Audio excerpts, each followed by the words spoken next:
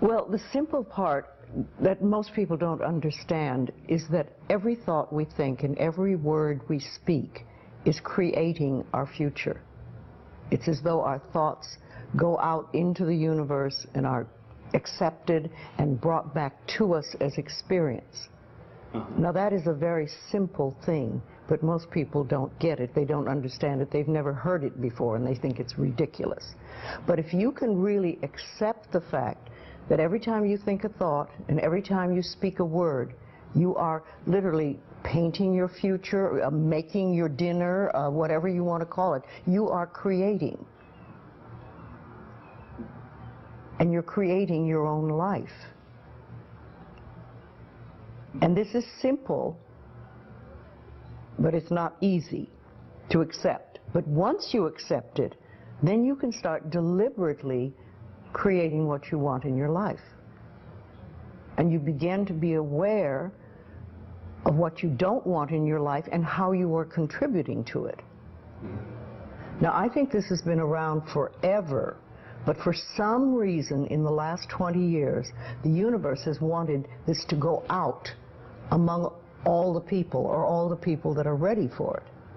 See, most of us just think, and we don't pay any attention to what we're thinking. We're just doing it. But that's something you need to train yourself to do, to begin to train yourself to be aware of what you're thinking. And one of the ways to do that is to periodically say to yourself, what am I thinking? Would I like this thought to create my life? Would I like to have the experience that this thought could bring to me? Now, it takes a while to do that, but even if we could begin on the smallest level to be aware of our thinking, we can start to make changes. To begin with, you start by doing what we call doing affirmations, and that is making positive statements about your life that are positive, and you do them deliberately. You might do them in the morning, you might do them at noon, you might do them at night, you might do them, twice a day or whatever. But you do this and you let this become a habit.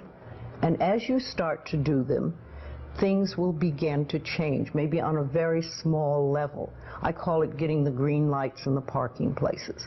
I mean, they're not huge things in your life, but it can be very nice when you get 3 green lights in a row and you're in a hurry. Yeah. Doing an affirmation is either writing it down, writing it on the wall or the mirror, or using just saying it. What I like people to do is to stand in front of a mirror and do their affirmations. Because there's something very powerful about looking in your own eyes and accepting yourself, or noticing that you reject yourself when you're saying something positive about yourself. So that would be a very beginning way to start. Say in the morning, you get up in the morning, you go to the mirror, and this is a big one, and it's hard for lots of people. But you look in the mirror and say, I love you. I really, really love you. And to begin with, that can be so hard for people because they think of all the things that they think are wrong with them. But if you can start your day saying that, it's very powerful. Remember, I'd like to think the universe is listening to everything you say and everything you think and saying, okay, you can get that. So then it starts to bring you in and bring things into you. And I know this sounds far-fetched, but it's amazing how it works. If you do a good general positive statement for yourself, the universe will figure out how to manifest that, how to bring that about in your life. So things could happen that you wouldn't expect at all, but they will happen. If you think of doing your positive affirmations is like planting a seed in the ground. It's not necessarily true at the moment, but it is something you want to have be true. So you put the seed in, and you plant a seed and you expect it to grow. Or you maybe plant 3 seeds just in case. You expect them to grow. And you don't wait 2 days and then dig in the earth and say, what's happening, what's happening? You expect that thing to grow because you know there's a law and a process. And the seed will grow if it is in the right soil and it has the right amount of moisture. Making it really a habit and doing it every day. Doing something every morning when you wake up, that's a really good time. And another good time is when you go to sleep at night. And gratitude works a lot. Just being grateful for everything.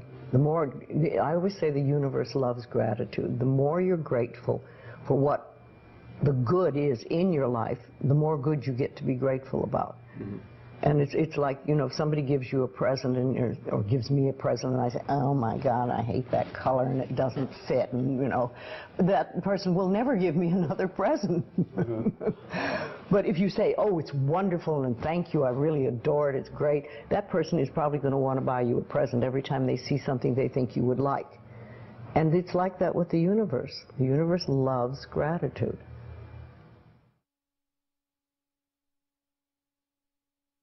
If you have very strong beliefs within you that you don't deserve good things in your life, mm-hmm. and a lot of people have that, then there can be delays.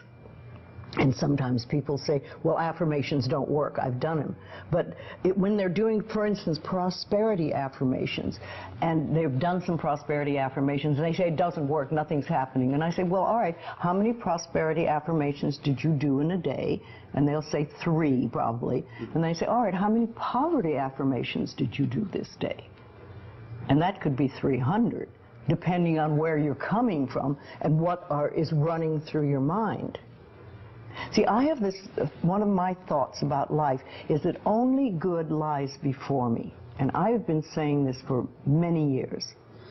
So it doesn't really matter to me what happens in life, because I know it's going to be good. Well, there are lots of things you can do to help you become more conscious of what is going on. And because so many of our belief systems really are unconscious or subconscious, we're not aware of them. They're just things that were bred into us as we were children, is to take a little time to figure out what they are. And I always say a really good exercise is to take a big sheet of paper and write on top of it, say, what I think about men. And then another one, what I think about women, what do I think about money, what do I think about any subject you can think of. And just write all the things that come out of your thoughts.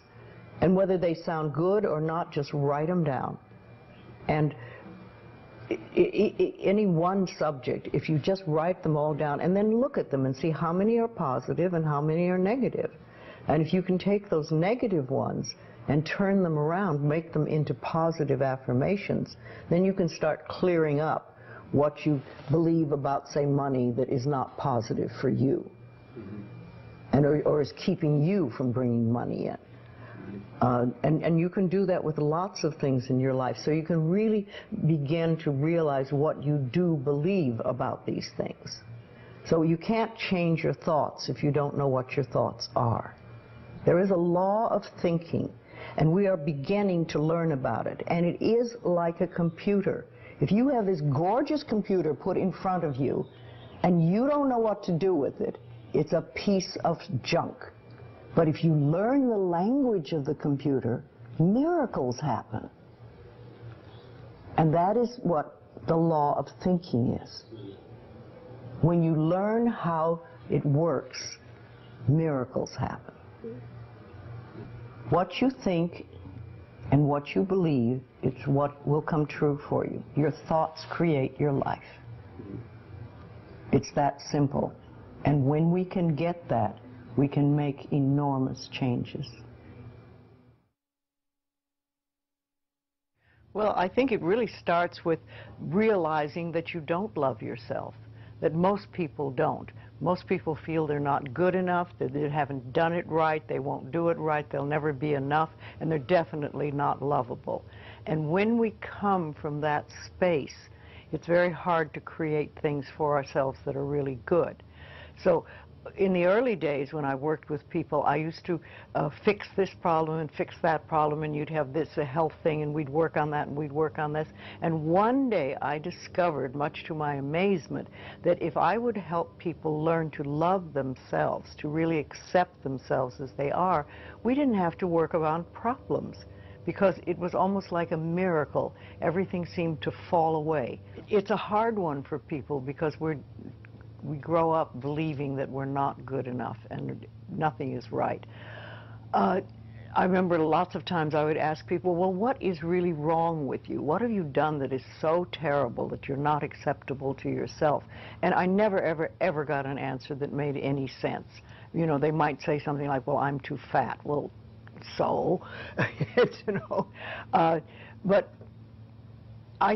when you talk about loving yourself, a lot of people think that that's vanity. But it isn't really. It has nothing to do with that. That is narcissistic. But to really care for you and to acknowledge that you are an important being. It's almost like in the Bible they would say, you recognize that you are a child of God, that therefore you are perfect. But even if you're not a biblical person, if you can recognize that you are a being that has self-worth, if you can really recognize your own worth, then you start to treat yourself differently. And I think that's what's so very important about loving yourself, is you stop beating yourself up, you stop making yourself wrong, you stop talking about how awful you are, and you stop saying things like, I'm really stupid and stuff, and you start to treat yourself with a certain amount of respect. And this makes an enormous difference, because what you give out in life is what comes back to you. So if you're giving out a feeling of, I'm okay, I'm good enough as I am, and I am acceptable, and I love life, and I love me, and you start having gratitude for yourself and for life, then life treats you differently, because you are having a different vibration that you're giving out and getting back. And that's when things really start to flow. Now, a lot of people don't realize it, but you have to practice. You just have to start it. And that's why I try to get people to do a lot of mirror work. If you look in the mirror, just simple things like looking in the mirror in your own eyes and saying, I love you. I really, really love you. And it helps if you use your name, Louise, I love you. I really love you. It gets to that little child inside that has been rejected for so long, and it breaks open sort of a dam or a door or whatever you want to call it, and it's like little miracles start to happen.